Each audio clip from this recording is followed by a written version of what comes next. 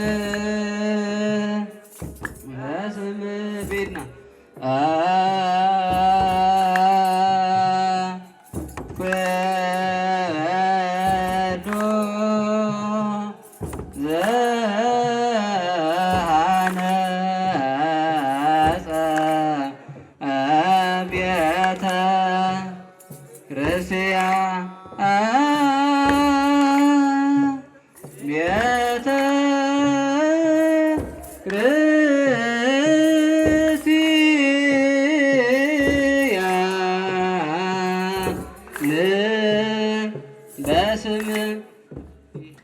ይቤላ ለቅድስት አርሴማ ይቤላ መድኅን ለቅድስት አርሴማ ዘሃነጸ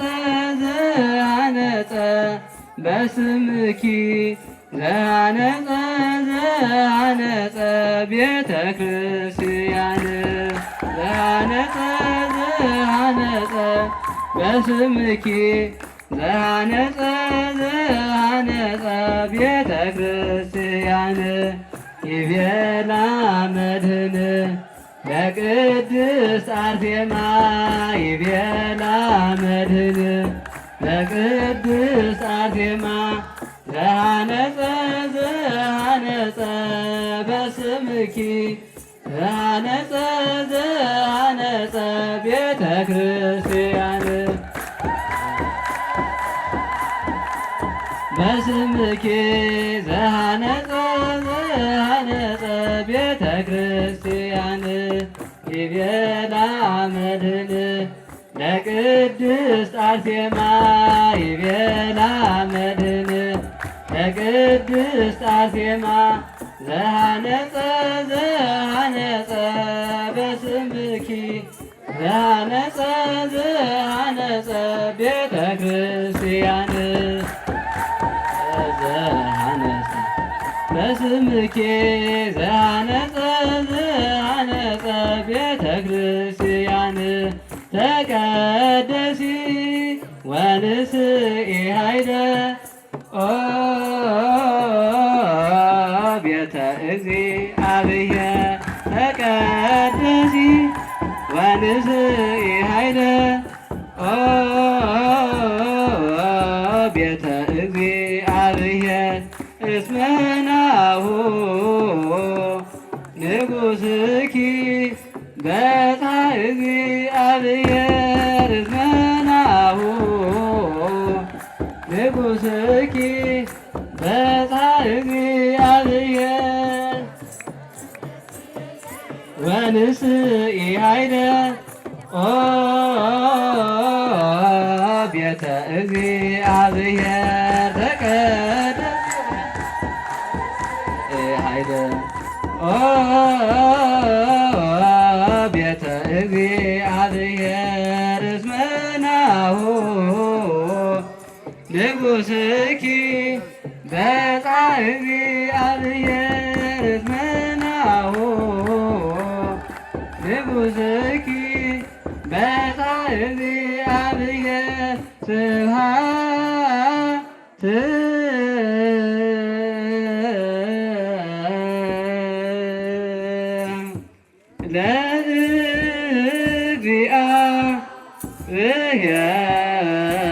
ለእግዚአብሔር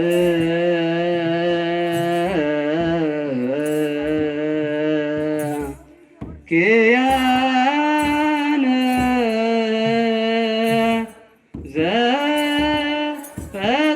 ዘፈጠረ ከመ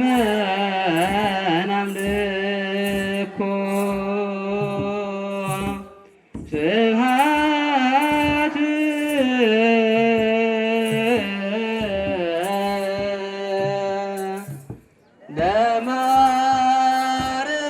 ለማርያም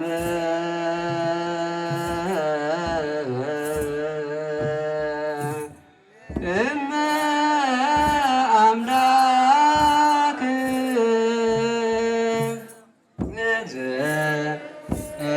እግዝእትነ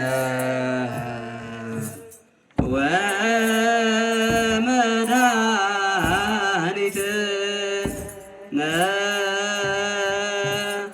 ስብሐት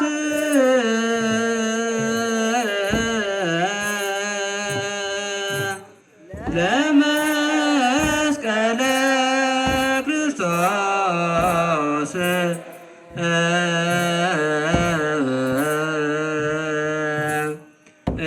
ዕፀ መድኃኒት አይደነ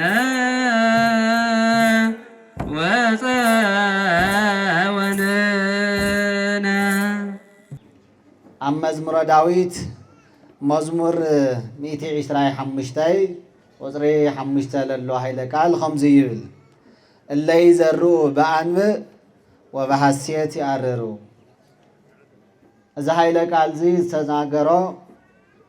ልበ ኣምላክ ብማለት ዝፍለጥ መጻእያት ሃላፍያት ዝተገለጸሉ እግዚአብሔር ዝኣክል ከም ልበይ ዝበሎ ነቢይ እግዚአብሔር ቅዱስ ዳዊት ክኸውን ተሎ እዚ ሃይለ ቃል እዚ ብምሳሌ ኣቢሉ ሕድሕድ ህይወት ክርስቲያን ሕድሕድ ህይወት ኣመንቲ ልድህስስ ድሕሪ ሓዘን ተሓጓስ ከም ዘሎ ድሕሪ መከራ ዓወት ከም ዘሎ ሽልማት ከም ዘሎ ብተስፋ ህሊናኻ ዝመላ ሃይለ ቃል እዩ። ነቢይ እግዚአብሔር ቅዱስ ዳዊት ብንሓረስቶት ህይወት ኣቢሉ እቶም ብብኽያት ልዘሩሲ ብተሓጓስ እዮም ልስብስብዎ። እዚ ካብ ጥንቲ ዘመን ጀሚሩ ኣብ ግዜና እውን ዘሎ ኣብ ህይወት ሓረስታይ ዘጋጥም ዝረአ ነገር ትኸውን ተሎ ብና ምድራዊ ሓረስታይ ጥራሕ ጠጠው ልብል የኾነ ሓረስታይ ሰነ ሓምለ ላብ ዘርኢ ትወፅእ ተሎ ብላዕላይ ዝናብ ብታሕታይ ውሕጅ ኣብ ልዕሊኡ እውን ጥሜት ጭቃ መከራው ብዙሕ እዩ ትልሓርስ ይፈልጦ ንሕና ብፍላይ ኣብ ከተማ ለለናስ ያው ደኻሚ ደኺሙ ምስ ዘርአልና ኣብ መጨረሻ ኢና ንጥቀም እምበር ኣብቲ ድኻም ብዙሕ የለና ሓረስታይ ግን ብፍላይ ሓያል ክረምቲ ትኸውን ተሎ ከቢድ እዩ ፀሓይ ትኸውን ተሎ እውን ምጭንናቕ ኣሎ ኣብ ውሽጥኻ ውከት ትል ዘራእኽዎስ ክወቅል ዶ ይኸውን ሎሚ ዓመት ኣየናይ ዘርኢ ፅቡቕ ይኸውን ብማለት ብሓሳብ ይህወክ እዩ ድኻም እውን ይኽተሎ እዩ ስለዚ ሓረስታይ ትዘርእ ተሎ ብብኽያ ተዊል ኣሎ ትና ድኻም ግዜ ትና መከራ ግዜ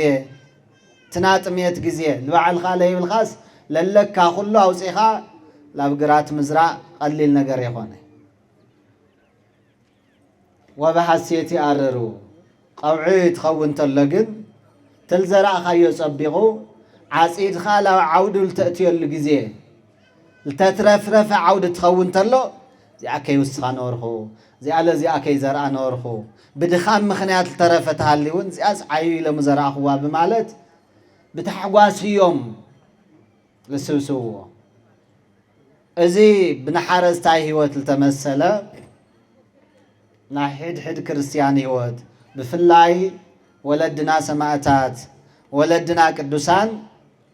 ላብ ሰማዕትነት ተወፁ ተለዉ ሰማዕታት ከቢድ መከራ ኣለዎ ከቢድ ድኻም እኒሆ ትል ትፈትዎ ኣምላክኻ ክሓት ትበሃል ተለኻ ትል ተፀዋዕኻሎ ዓላማ ክሰናኸል ብግዝያዊ ጥቕሚ ብግዝያዊ መከራ ዓለም ብለዳለወቶም ሰይጣን ብለላዕሎም ሰባት ቅዱሳን ወለድና ትፍተኑ ተለዉ ከቢድ ናይ ድኻም ግዜ እኒሆ ከቢድ ናይ ጭንቂ ግዜ ሓሊፎም እዮም ላፍቲ ልዓበየ ክብሪ ዝበፅሑ ኩላትና ብክርስትና ተፀዊዕና ወዲ በርብዓ ጓል ብሰማንያ ካብ ልተጠመቕናሉ መዓልቲ ጀሚሩ ንሕና ውሉድ ኣምላክ ኢና ኣምላክና ድማ ኩላትና ቅዱሳን ክንኸውን ብቅዱስ ቃሉ ይፅውዐና ኣምላክኹም ኣነ እግዚኣብሔር ቅዱስ እዮም ሞ ንስኻትኩም እንታይ ይኹኑ ቅዱሳን ኩኑ ልብል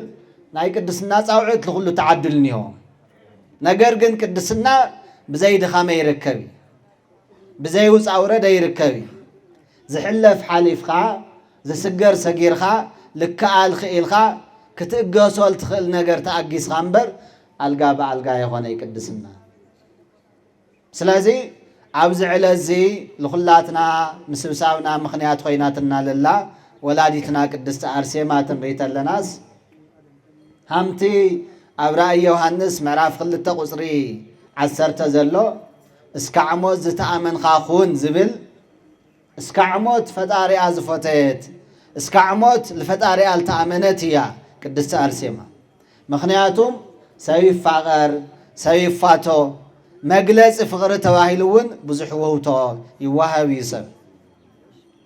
ነገር ግን ካብቶም ውህብቶታት ኩሉ ዝዓበየ ውህብቶ ሂወትካ ሓሊፍካ ምሃብ እዩ ሰማዕታት ስለ እግዚኣብሔር ክብሩሲ ደማቶም ኣፍሲሶም ስለ እግዚኣብሔር ክብሉ መሪር ሞት ተዓጊሶም ኣብቲ ንሓሙስ ውዳሴ ማርያም ሃሙ ኢና ንፅሊ ኣማን መነኑ ሰማይት ጣዕማ ለዛ ዓለም ወከዓው ደሞሙ በእንተ እግዚአብሔር ወተአገሱ ሞተ መሪረ بحق سماعتات نازع عالم زي طعمي نعيقهم مرير موت دما تعقيسهم سلمن تنولتلنا سل እግዚአብሔር كولو بقالات قليلي بحق فتنا تبصحك تلغن እንኳን ለሞት ለዳርግሲ ከንሐምሚ ለከይንሐምሚ ለይትፈለተ ዛና ኮሮና ጊዜ ዋላ ደንረያ መስቀል ክሳለም እንደይ ውጥም ቅልቅል ዲናር ቁርባን ቆርብ እንደይ ጥርጥር ታይሃ መየ ዲናር ያው ሓሊፉ ኩሉ ግዚያዊ እዩ እንኳን ፈተናስ ህይወትና አለ ምድራዊ ህይወትና ግዚያዊ እዩ ነብስና እያ ዘለዓለማዊት ስለዚ ኩሉ ነገር መዐቀን እንይህዎ ኩሉ ነገር መስፈር እንይህዎ ለትርሕቀት ብኪሎሜትር ንዕቅኖ ለትጥረምረ ብኪሎግራም ንዕቅኖ ለትፍቅሪ ለትእምነት ግን መዐቀን እንታይ ትባል ተሎስ እስካዕ ሞት እሙን ምዃን እስካዕ ሞት እሙናት ዲና بحق الإجابيرس لماذا يمسان بي كابزا كرسنازيا لفلين يلي لبلدي لنا ويس هم نفاسو حد يوكام بي صبوت ريت الله وعواعيبن همو تايلات نفاس للا قمتل سماتات جن بتاع لأمن وأمنت فقرام اسكعموت لفوتو يوم أملاكم ساتم دما اسكعمت وترس نوسو محليفو مسكعمها فوتيومو قدوس جورجيس مكرات وزحت الله سقايت وزحت اللسي افو يهلي كما املاك يتسقل ديوص مسقل شوعت عامت ملو مقدال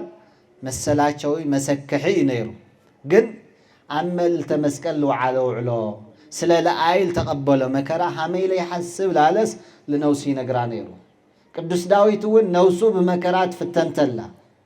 لجنقوا وقدنو خينهم تشقر وتلوس لمن تتيكزي نفسيه ولا من تتحوكني اماني باغزابير كما اغني لوتو نفسي لمتاي توكني لمنتايخه تتكزي لمنتاي تጨነقي باغزابير اماني لاله لنوسي نغرا وشتنات فتنتلو حيلنا تدكمتلو همسب ጭንቅንቅ ትንብልተለናስ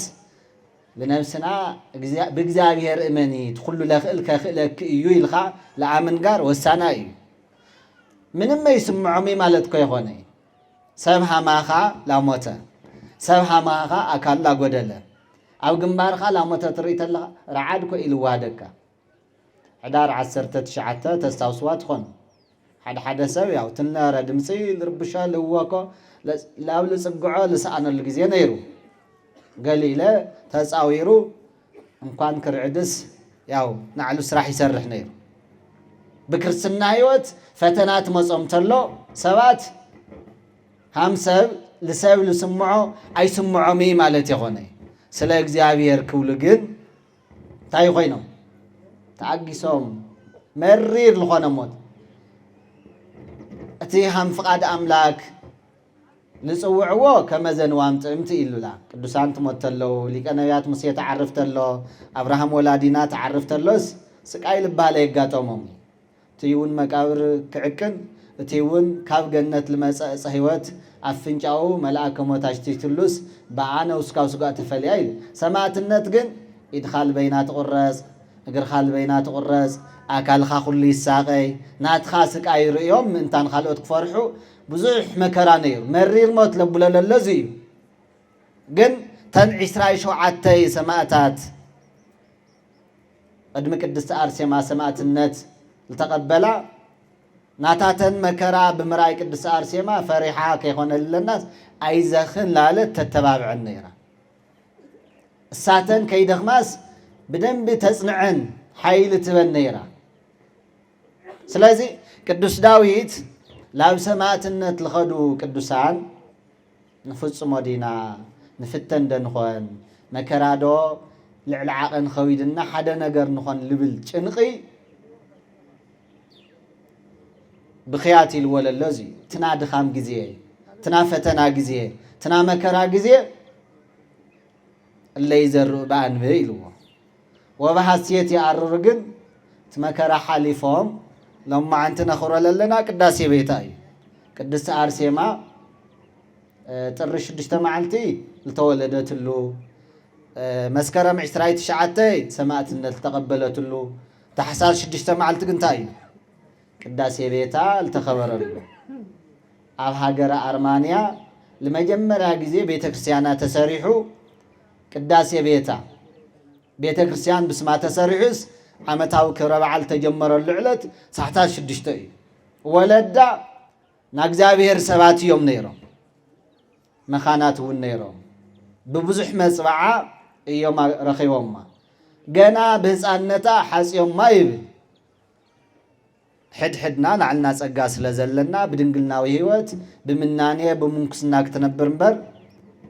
ምድራዊ ፀጋ አይደለየቲ ተመሪኻ ቆልዓ ምውላድ ሓጢአት የኾነ ግን ድሌታ የነበረ መኒና ወፂኣ ኸይዳ ኣብ ዘመና ዝነበረ ንጉስ ዲዮቅልጥያኖስ መቸም ሓደ ሓዲኡ ሃፍቲ ትግነይ ተሎ ስልጣን ትርከብ ተሎ ላምንታይ የውዕሎ ድኻታት ይምፁ ተሉ ገዳማት ይረድአሉ ኣቦይነይ ለይብሎም ህፃናት ሃምቲ ትገብርዎ ይሕብሕበሉ ገሊእ ለለ ያው ክልተ ሰለስተ ምድርራብ ገፍዒ ምፍፃም ብገንዘብካ ሕማቕ ነገር ንምስራሕ ኣንስቲ ለሃለዮሲ ተወሳኺ ቆንጆ ዝኾነት ብመልክዓ ተዋዳዳሪ ዘይብላ ድንግል ኣምፅለይሉ ኣልኢኹ ቶም ልእልሹ ና ቅድስቲ ኣርሴማ መልክዕ ምስራይ እዚኣ እያ ልኡል ትግባእ ኢሎም ካብኡ ሃዲማ እያ ኸይዳ ላብ ኣርመን ኣብ ገዳም ምስ ኣጋታው ልትቕመጠሉ ግዜ ላብኡ ኣብቲ ኣርማንያ ዝነበረ ንጉስ ድርጣድስ እዩ ላብ ዓድኻ ከምዚ ዝበለት ድንግል መፅያኒያ እሞ ወይ ሰበይት መፅያኒያ እሞ በይዛኻ ተኣላሊሽካ ልኣኸለይ ትብል ተላ ኣልሽዋ ምስ ረኸባ ግን መቸም ሓደ ሓዲኡ ኣየሃብ ደኾነ ኣብቲ ሕፀ ለጋጥም ፈተናታት እኒኦ ሕፀ ብጣዕሚ ተኣማናይ ዝኾነ ሰብ ለኣኻ ናትኻ ድሌት ከስምር ልኽእል ሰብ ምልኣኽ ግቡእ እዩ ካብ ልብኻ ለይተኣምኖ ሰብ ምልኣኽ ግን እቲ ንሪኦ ታሪክ ሱ ኢለርየና ዲዮቅልጥያኖስ ዋላ ክሓዲ ይኹን ድርጣድስ ልኢኽዎ ነገር ግን ድርጣድስ ለኣ ምስ ረአሲ ተላኢኹለሎ ልዋዕለ ይኾነ ላፍቲ ንጉሰ ነገስ ከቕርብ እዩ ምስ ረኣያ ግን ልባዕለይ ታሒዘሉ እየ እዚኣ ልኡ ኣሕሊፈል ልባዕለይ እዩ ሕፀ ተልኢኾም ኣባላሽዮም ልመፁ ኣምፆልና ተባሂሎም ስብጎድን ላባዕሎም ልጥምዝዙ እኒሄው ደ የለው እኒሄው ምክንያቱም እንድሕና ልብኻ ለይኮይኑ ነገራት የበላሽ ስለዚ ትለኣኽ ተሎሲ ሃም ቅዱስ ገብርኤል እሙን ቅዱስ ገብርኤል እግዚአብሔር ልለኣኾ ላብ ቅድስቲ ድንግል ማርያም ብሓቂ ክለኣኽ ልግብኦ ተኣማና እዩ ሰባት ንልእኽ ተለና ሰባት ናብ ውሽጥና ትነማኽር ተለና ናብ ማና ልብና ሰባት ክኾኑ ይግባእ ተለይለይ ሃም ድርጣድስ ናብ ባዕልኻ ምጥምዛዝ የጋጥም ሓደ ምሳሌ እዚ ክነግረኩም እሞ ሓንቲ ዶሲ ሓደ ብጣዕሚ ዝቐርብወን ይጥይቕወን ሽማግለ የሰደዱ ስለ ዝቀራረቡ ባዕለይ ከናግር ኢሎም ጠይቖመን ይፈልጦም ሃም ይሳቅ እዮም እዚ ይጎደሎም የባል እንኳን ጠይቖም ካ እስኪ ጥየቕ ለይግብኦም ነይሩ ግን ባህልና ብወዲ ስለ ዝጥየቕ ጠይቖም ደልየን ዝሃለያሲ ብሓደ መዓልቲ ደሽክ ኢልዋ እስኪ ኢለን ኣይ ሃም ሓወይ እየ ዝርአኩም ይኾን ገለ ኢለን ይኣብያ ቀሶም ለ ብቐረባ ስለ ዝፈልጥወን እሳል ትቐርበኒ እሳል ትፈልጠኒ እምቢ ዝበለትንስ ፀገመይታ እዩ ንምንታይ ከይፀዓና እንድሕላ ለይሙቺ ለይቃርየኒ ኢሎም ይሓድግዎ ክመፁ እዮም ተተባሃለ የላይ ሽማግለ ክልእኹ እዮም ተተባሃለ ከረው ኢላ ዳሓር መሓዘን ኢልእኻ ሃምለይ ነገርኩክን ኣነ ሃምለይ ለኣኽክን ገይርኽን ድሌት ከእምነን እየ ግድየለይ ካብ ፍቓደ እየወፃ ኢልኽንሲ እሽብላለ ይብላ ይኸዳ ሰበይቲ ተልተልኣኻ ሃም ድርጣድስ ኸይደን ይቐርብኦም ተረእያ ስብኣይ ልወፀ የውሊ ልባዕለን ኣትየኖ ድሓር እንታይ ይኸውን ትአን ይሰምዓ እሞ ኢዶ መሓዛይ ሃምዚኣ ትገብራኒ ይብላ ትአን ትምልሳት ኣለኸተ ኢለን ኣትን ሓፍተይ እንተ ካብ ርእሰይዶ ለኣኽን ፈትየክን እንተ ልኻሊእ ዶ ኣሕሊፈ ሂበልኽን ርእሰይ ስለ ለቐደምኹ ልባዕለይ ወሲዶ እዮም እዩ ሓደ ሓዲኦም እዩ ትልእኸሞ እንታይ ይገብር ጥምዝዝ ኣቢል ኣባዕሉ ወይለ ነገራት ሃም ለይኮን ይገብሮ ድርጣድስ ሃሙ ይገይሩ ልለኣኾ ዲዮቅልጥያኖስ እዩ ምስ ረኣያ ግን እዚኣማ ልመን ኣሕሊፈ ክብል ባዕለይ ኢሉ ስለዚ ኣጋታ በይዛኺ ሓደ ግዜ ድንግልናኽሊ እግዚኣብሔር ስለ ልበፃኺ ብዝርኹስ ንጉስ ከይትረኽሲ ብግዚያዊ ነገር ከይተታለል ልጥይቓለሎ ተራሰብ ይኾነ ንጉስ እዩ ኣብ ግዜና እኳ ሓቂ ነውግዕተ ኢልና ድኻ ተኾይኑ እዩ ሃቃቂር ልወፆ ዓልዮትኸ ጠዋይኸ ዓፅሙኸ معات نجروا يصنع حملة يحلف هافتاميو بعل سلطانيو بفلاي كاوص على مسأي ندحت أتا تلولي دعد لك كتاب أتا تايزي بسر كوي تلل قويا يو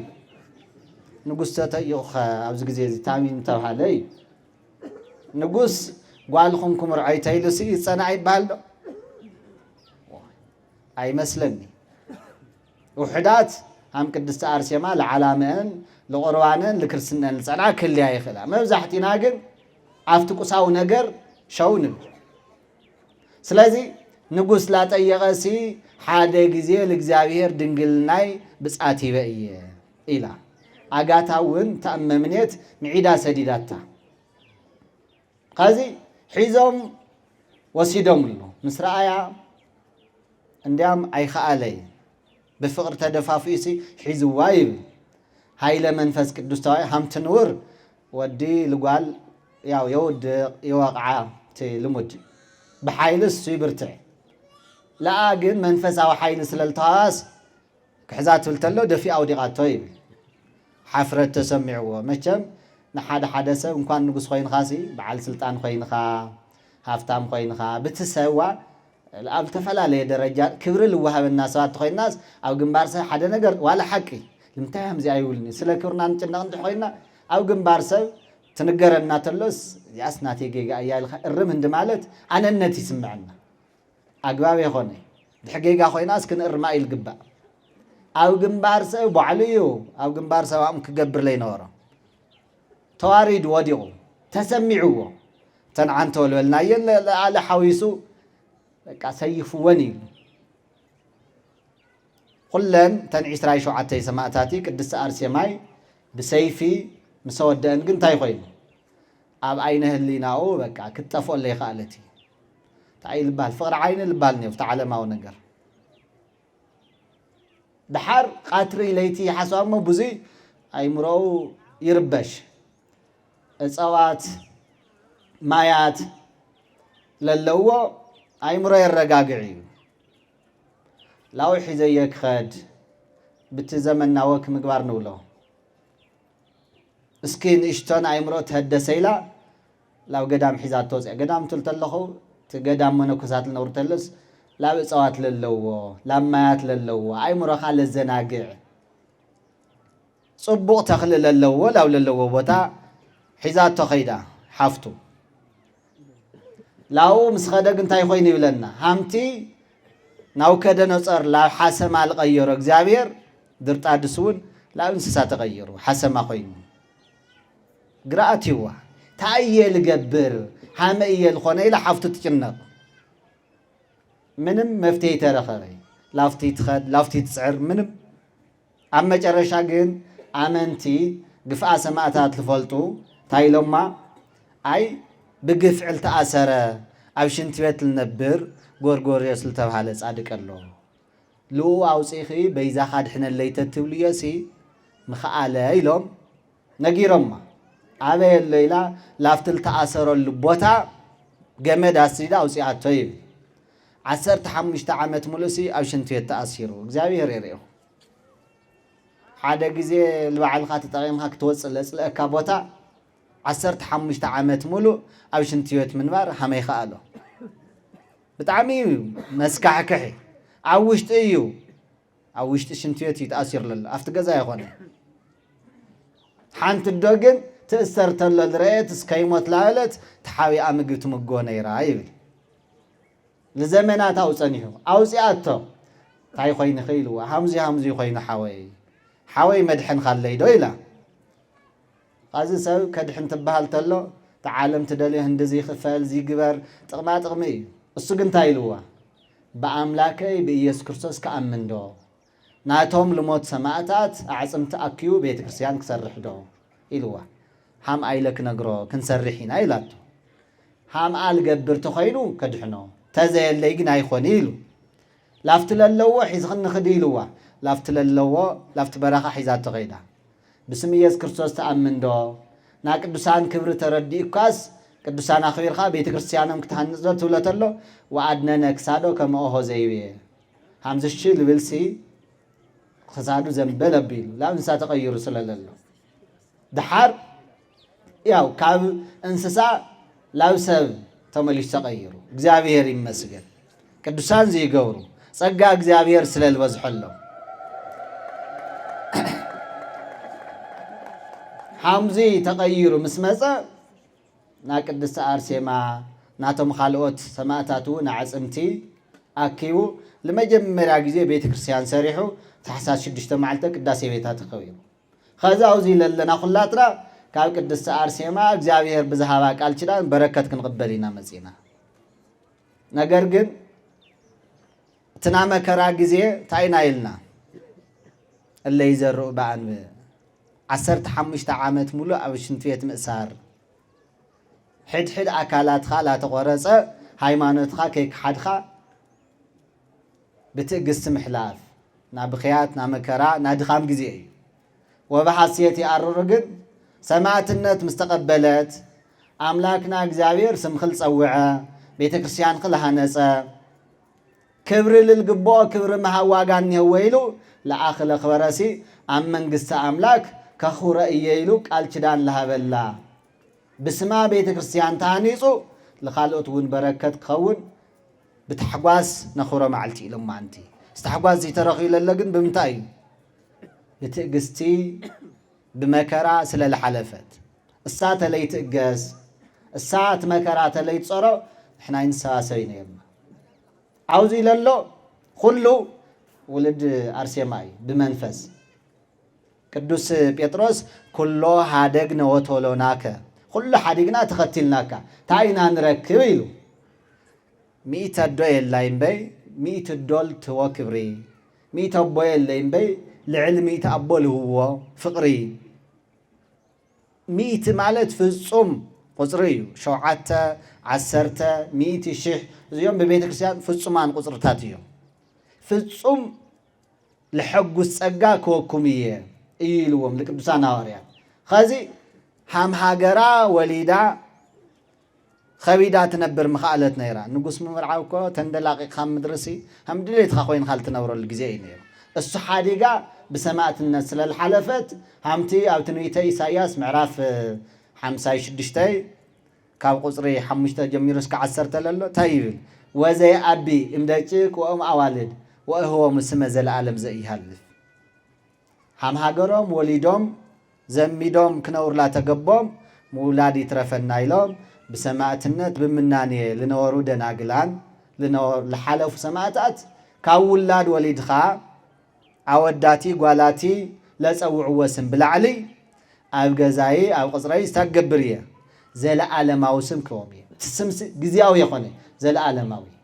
قدوس داويت لازم إلى تناخرلنا ذكر صادق العالم يهلو ناي صادق ما ذكرتا جزياوي يخوني عوارح يخوني عمتات يخوني لزي العالم سموم لا تسوعي نبر تايسل الجبر إجزاوية ودات وليد خا قالات وليد خا كاولة تسوعوا وسم بالعلسي أو جزائي أو قصري زي العالماوي سم كومي يلو خازز بوتازي تايب بهن قدوس أرسيما دبر مهرات قفي حجرون سمو تسوي إلى الله بقدوس أرسيماي لمن لخل لقن مني اللهم الله سلي تم منافق أنا وزي مكرا لولعنا لمن لخل لمني إجزاوية نحنا سوي ملخناي سوي نخبر صادقان نخبر صادقان كنا خبر بعلو إجزاوية يخور وميلنا إن كان صادقان سي بعلنا لكو هات لك كابركو إلى الله صادق لصادق بالبلاسة ولا حاتياتنيا مس حاتياتنيا له ككبابرم بي كطفافا اكو فقاد املاك يخوني لطفاف ان للما شيطان سلازي ابزيا مذكرتانتو لقدس ارسيما اي لملخ للغن مني እግዚአብሔር تقدس تلو كانات ولدنا احد او قدس يلوم يقدسو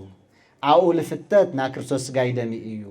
نقروا قروان نا ክርስቶስ ጋይደሚ نا قدس ارسيما قروان لقرب يلي ساعات قوم تلون هل يا الخاص እግዚአብሔር ይልخبر ማለት قوم تلون سبوه وودس زسارر كل عالم باحت قال لا يكون الى عالم الفطره بحنت قال እግዚአብሔር ይልخبر لملخ ነገር ግን መዘከርታኖት ግን ቅድስት አርሴማ ከዚህ በቅድስት አርሴማ ስለልተሰየመ ሰብሐ መልአክ በተፈጥሮ ፈላጥ ኮይን ይሆነ ይልፍጠር أو جزء هدت أي مرة لا معبلة الخير لا فلت لا نبى لا تردأ ቅድስት አርሴማ ይባሃል ሞ መን እያ ቅድስት አርሴማ ይብል ትልወልናዮ ብከፊል እዩ እንዲያም ገድላን እንብተይልና ስነውሕ እዩ ምስሰን ምዃኑ ኣነ ብዙሕ ከንውሐልኩም ይደሊ ለኣና ልትዕለት ልምጥን ግን ያው ንመሃሪና ማለት እዩ ቅድስት አርሴማ መን እያ ንብል ትልወልናዮ ብሓፃራስ ጥሪ 6 ተወሊዳ ታሕሳስ 6 ቅዳሴ ቤታ እዩ መስከረም 29 ሰማዕት እዚአን እንኳ ትሒዝናስ ቀሊል ይኾነ ህይወት ታሪክ አለ ለንጉስ ለአክል ላለመናሲ ስለ እግዚአብሔር ፍቅር ኢላ ሓዳሪ ትረፈኒ ሰይት ንጉስ ካብ ምዃን ብምናኔ ህይወት ለአምላከይ ምግልጋል ይሐሸኒ ኢላ ለሓለፈት ሰማዕት እያ ንብል ኣሰራ ንስዕብ ብግዚያዊ ጥቕሚ ብግዚያዊ ነገር ግምጥል ካብ ማለት ዓርስና ንከላኸል ሓደ እኮ ያው ገምጠል ልብልኒ ወለድና ግን እስካዕ ሞት ታይ ኮይኖም እሙናት እዮም ሰማዕታት ካብ ኩሉ ለዓበየ ህይወት ምኽፋል እዩ ህይወቶም ለእግዚአብሔር እዮም እቶም ህይወቶም ዝኸፈሉ ስሞም ገኒሉ ኣብ ምድሪ ክኽበር እግዚአብሔር ፍቃዱ እዩ ምክንያቱም ኣብ ማቴዎስ ወንጀል ለሎ ሓደ ገባይ ተሰርክ በማለት ጎይታ ብምሳሌ ልገለጾ እዚ ለረደና ንግሆ ላብ ሸቅል ለኣተው እንሄው ብምሳሌ ልተገለጸ ሰዓት ሓደሲ ላብና ሸቅል ቦታ ኣትዮም ሰዓት 3 ላብቲ ዕደጋ ሸቃሎ ተኸተለ እንሄው ስራሕ ልደልዩ እሳቶም ላብቲ ስራሕ ላብቲ ናተኽል ቦታ ኣትዮም ሃሙላለ እስካዕ ሰዓት 11 ሰዓት 11 ተኸተለ ለለ ካልኦት እንሄው ለኣቶም ላብ ስራሕ ኣትይዎም ላብቲ ናተኽል ቦታ ምሸት ለለው ምኽፋል ጀሚርዎም ደሞዝ ምሸት እኔና ዲና ብሓደ እግዚአብሔር ምስ ኩላትና ይሃሉ ድሓር ግን ሰዓት 11 ለኣተው ሰዓት 12 ተኸፈል ተለውስ ቶም ንጎ ለኣተው ታይሎም መሲልኩም ለምንታይ ምሳና ማዕረ ተኸፍሎም ኢሎም ተናዲዶም ለኣኻትኩም ክወኩም ለወልኹኩም ሲ ለጉደልኹልኩም ነገር ንሄደ የለይ ታማ ለምንታይ ይኽፈሉ እዚኣ ብፍላይ ለኣና ትገልጸና እያ ሓደ ሃፀ ነይሩ ትመጽእ ተሎ ሓንቲ ውፅእ ልበላዶ ኣብ ካሊእ ነይረን ያው ቤተክርስቲያን ትቕበለን ተላ ሕጉስ ኢሉ እቲ ካህን ተኸይሮ ኣይ እዚኦም ኢሎም ናኾን ሓድሽ ልፎትዩ ልባልኒ ሓድሽ ሰብ ትመጽእ ተሎ ክንቕበሎ ዶ ይግባእ ወይስ ባዕልኻ ትፈልጥ ክበሃል ኣለዎ ክንቕበሎ እዩ ለለና ኣዶ ደኾንቲ ቤተክርስቲያን እግዚአብሔር ኣቦና እዩ ቤተክርስቲያን ለእነና እያ ተኽኢልና ካብ ህፃንነትና ቅድስና ክንላበስ በርባዓ መዓልቲ ልቆረብና እያ ቁርባን ከየፍረስና ወዲ በርባዓ ጓል ብ80 ቆሪብና ኮይና እሳሲል ዘለዓለም ኮ እያ ክትነብር ለለዋ እስካዕ ሓዳር ብድንግልና ሰብ ይጸንሕ ሞ ድሕሪ እታ ይኸውን ብተክሊል ምርዓይ ሕጋዊት ጋብቻ እዚኣ እያ ግን እንታይ ንገብር ቶም ትሕቲ ዕድመ ህፃናት ጾመ ፍልሰታ ያው እግዚአብሔር ይመስገን ምቁራዎም ይሐጉስ እዩ ይቆርቡ ተንላአተን ለቁርባ ቶም ልኦም ለቁርቡ ግን ኣይቆርቡ እንታይ ኮይኖም ወዲ 4 ወዲ 30 ኮይኖም ጓል 30 ጓል 40 ኮይና ቆረቢ ደዋ ቅኒ ንብል እምበይ ሃመይ ጌርና እሞ በዓልቲ ሓዳር ኮያ እንታይ ተደልዩ እኔና ዲና ሃሙ ንብል እሞ ያው ወዲ 80 ወዲ 70 ሓደ ዮም ያው ደቂ 9 ለይቆረቡ የጋጥም ድሓር ሕማም ተጋጥም ተለ እንታይ ይበሃል ተለወሉ ዞም ሰብኣይ ክኸዱ ኢሎም እዮም ተሸኒፎም ተለወሉ ቅርብዎም ይበሃል ኣብ ኣድንጉይ ልበለቃሽ ዞም ርጉም ቆሪቦም ክኸዱ ነበሩ መንዮም እዮም ርጉማን 9 ዓመት ሙሉእ ግዚኦ ለባከነ ድዩ ርጉም ወይስ ኣብ 2-3 መዓልቲ ስረኻ ብርእስኻ ልትበሃለ ቃሽ ሓቂ ዓርስና ንርአይ ለኣቶም ለኸልኽልዎም ኣይተባሃለ እግዚአብሔር ኣቦ ደኾነ ኣጋምሸት ልመጸለስ ሓንቲ ሰዓት ተሪፋ ለሃለ ልክንድሕን ምኽንያት ስለል ክነቕርቦም ግቡእና እዩ ብፍላይ ግን ምስ ደኸምና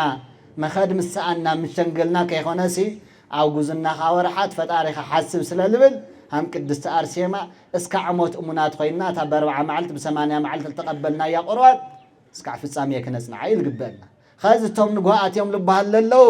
ሃምል ቅዱስ ጭርቆስ ሃምል ኣቡነ ኣረጋዊ ካብ ህፃንነቶም ጀሚሮም ለእግዚአብሔር ሃምል ዮሐንስ መጥምቅ ሃምል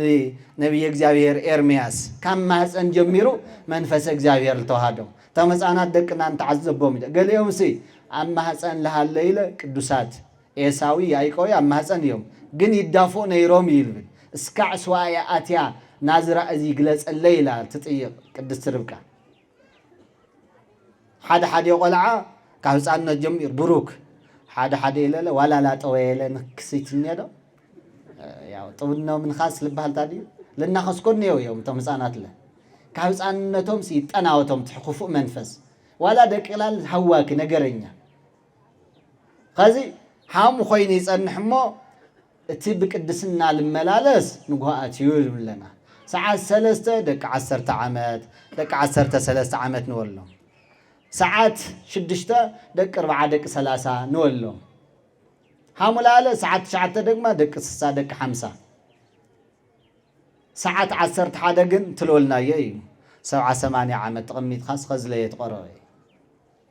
أرى تقرأ يطرح تيخوني صلت لني حدرا قسمت كيتريني سبعة 8 عام تقميت خان كاو حدرا حمي همانا سوكو عزلر إلا نايو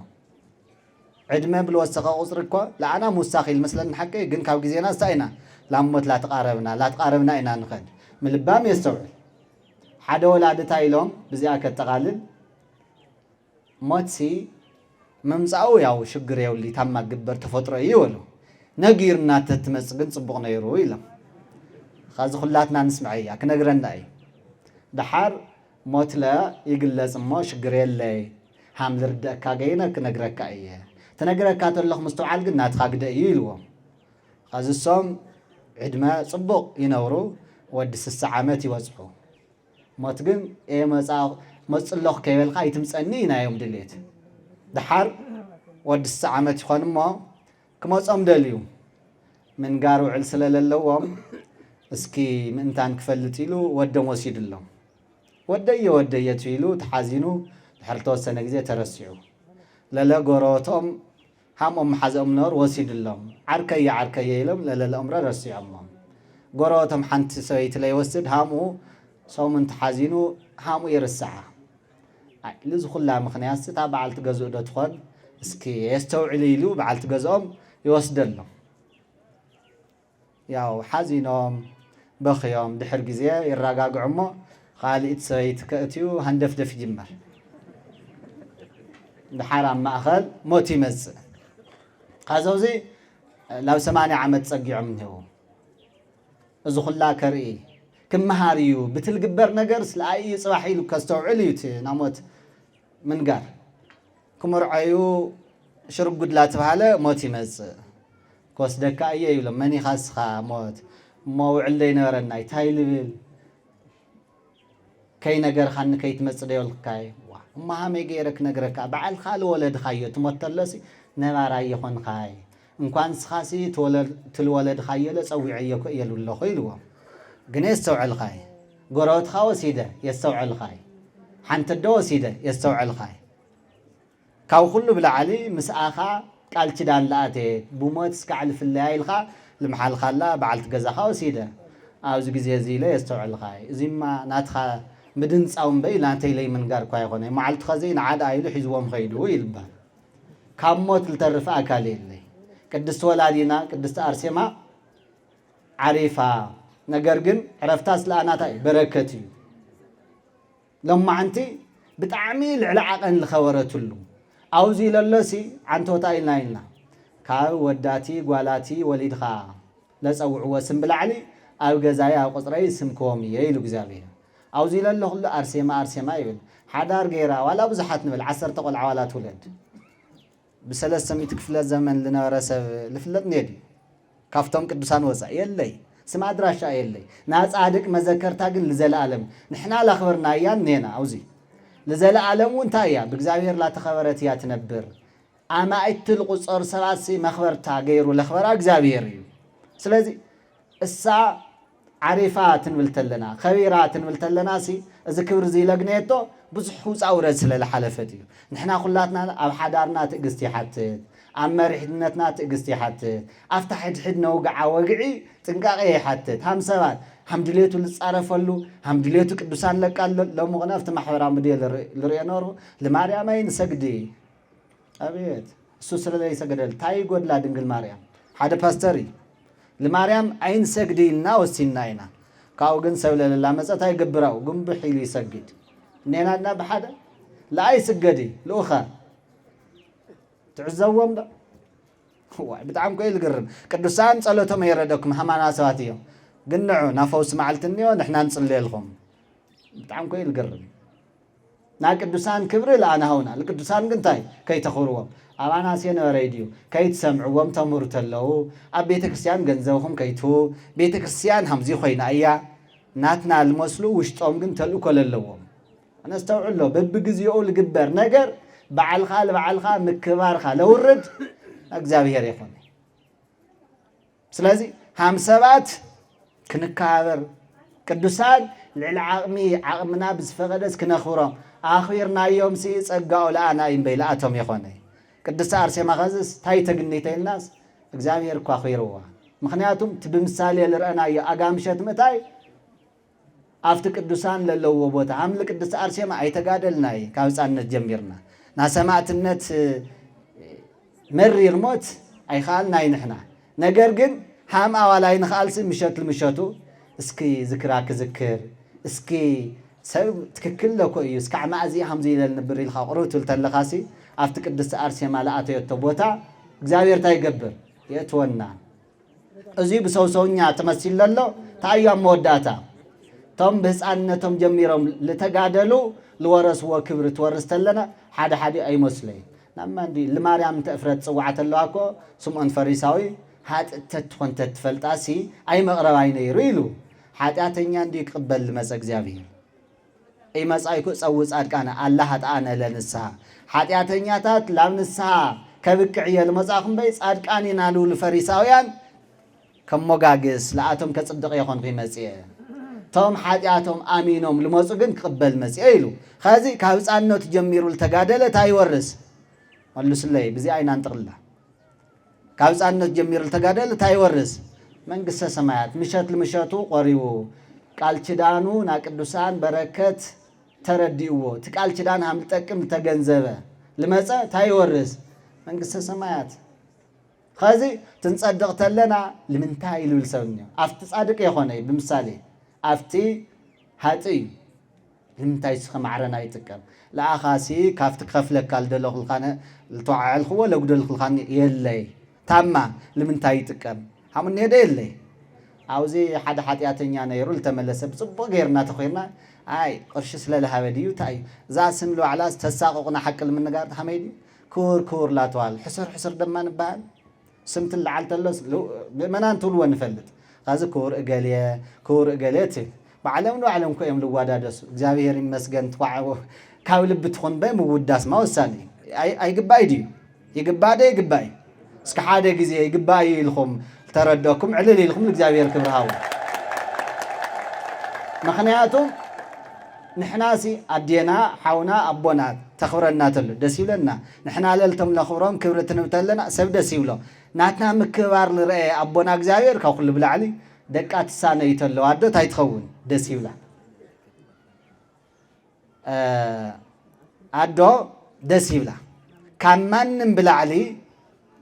ሰላም ትልይተለው ደቃት ፈቅርተለው ደቃት ካወርተለው መን ያትሕጎስ አዶ እዩ ንሕና ትንካበር ተለና ንሕና ሰላም ትልየና ተለ መን ደስ ይብሎ እግዚአብሔር ቅዱሳን ነኽብሮም ለለና እግዚአብሔር ስለለኽብሮም እዩ ለአቶም ክነኽብርውን ክብር ልልግቦ ክብር ሃው ስለልተዋልና እና እዚ አይለ ሓንቲ ምሳሌ ክምስልሞ እሺ ሓደ ግዜ መዓሪ ጠስሚሲ ተሓይበን ይበሃል ብዘራ መዓር ኩላትና ምንፈልጦ መዓር ትገዝኡ ሰባት ይግዛእማ ክትዕሞ ላለ ይመከራለ ውልዖም ልቶም ነጋዶ መዓር ልፈልጥዎ እኒአው ና መዓር ታይ ተሓዊስዎ ታዩ ለይፈልጥ ለኒኦ ቶም ሰሞያ ልፈልጥዎ እኒአው አሸጋሪ بفلايو جزينا موزي حواسا حدا نجاري جورلو شكوري حواسا معاتيلو قع دحر معار بتعماس للتمكح نحنا هندانا تعميل لي جنزل لي الخبر اسي لا لتسمي تسمي لا تايم الليسا هما خاكو لملختنيا ولا متطلق لا والخي يخون خويا راسل سكل له ناتي لا راس مديا لمصا قفعيو هما يلو سبات حقينهم دفيهم يوم لا رأس لديون حكي حقين دخونه يلقات حقين دخونه يتقسم لوز كدوسان ولدنا صويلهم يخوني لا بذكر زي بقيهم ليك الخيلهم ليحلف حليفهم ليك جست أجسوم يوم سلازي هم تسمي لا رأس كديه بتخينو እግዚአብሔር ከኽብረና ተኾይኑ ታይ ክንእገስ እኒአና መከራ ክንእገስ እኒአና ንእሽተን ፀርፊ ሓንቲ ግዛዕ ዕብድ ኣብ ቤተ ክርስቲያን ሓደ ግዛዕ ትባእ እዞም ካህናት እዚኦም በቃ መለብለብ ዝኾነ መልሓስ ሒዝካ እኮ መንግስቲ ኣምላክ ኣይውረስ ሓዊ ኢሉላ ያዕቆብ ሐዋርያ እንኳን ለይበደለና ሲ ተበዲልና ሰብ ኳስ ክንእገስ ይልግበና ና ሰማዕታት ህይወትን እሳቶም ሓዊ ተኣጊሶም እሞ ንእሽተን ፀርፊ ክንእገስ የብልና ንሕና ምንም ለይበደለካ እልዕል ለቢልካ ፀለመ እዚና ክርስትና ይወድዩ ሃም ክርስቲያን ክነስተውዕሎ ለለና መልሓስ ሓዊ ስለዝኾነ መልሓስና ክንቁጥ እቢኣ ቅኣፍየ ከመይ እሳት በልሳኔ ቅዱስ ዳዊት ብኣንደበተይ ከይስሕትሲ ኣፈይ ክሕሉ እዩ ኣፍኻ ምሕላው ናቶም ማዕርጋተ ስጋ ሓደ እዩ ፅማዊ ትዕግስቲ ምግባር ስለዚ ብህንደይ መከራ ለሓለፉ ወለድና ንሕና ነኽብሮም ብደገ ኮይኑ ለለ ለማርያም የስገዲ እንታይ በሃልቲ እዮም እዚኣቶም ለክርስቶስ ጸሊልክሞ የብርህዎ ባ ብደንቢ ብርሃን ደኾኒ ይገልጽዎ ባ ብቅድስቲ ኣርሴማ እኮ ተዓንተሎልናይ እግዚአብሔር እዩ ልምለኽ ለሎ እዚ ኩላ ሰብ ተኣኪዩ እሰግድ ለአብ ወወልድ ወመንፈስ ቅዱስ ኣሐተ ስግደተ ኢልኮ ይልሳለም ቅድስቲ ኣርሴማ ፈጢርክኒ ኢኽ ተመስገን ልብል ኮ የለይ እቲ ለሓለፍክዮ መከራ ተረዲ ኣነ እውን መከራ ክሓልፍ ኢል ምሕፀን ለሎሞ ርእስና እንታይ እዩ ነይሩ እለ ይዘርኡ ብኣንብእ ወብሃሴት ይኣርሩ ቶም ብብኽያት ዝዘርኡ ብታሕጓስ ይስብስብዎ ሰማዕትነት ትቕበል ተላ መከራ ትቕበል ተላ ቅድስቲ ኣርሴማ መስካሕክሕ ህይወት እያ ሓሊፋ ከዚ ቃል ኪዳን ተቐቢላ ሃም ኣምላካ ብትዕግስቲ ኣብ መልዕልተ መስቀል ዝወዓለ ውዕሎ ብምሕሳብ ብትዕግስቲ ብምሕላፋ ይኸው ዝኩላ ክርስቲያን የኽብራ ኣሎ ክብሪ ምስጋና ኢለ ኣምላክና ይኹን ንሕና እውን ንእሽቶን መከራ ተኣጊስና ፍጹም ክብሪ ልክበና ኣምላክና እግዚአብሔር ቅዱስ ፈቃድ ይኹን ና ቅድስቲ ኣርሴማ በረከት ምስ ኩላትና ይኹን ወስብሐት ለእግዚአብሔር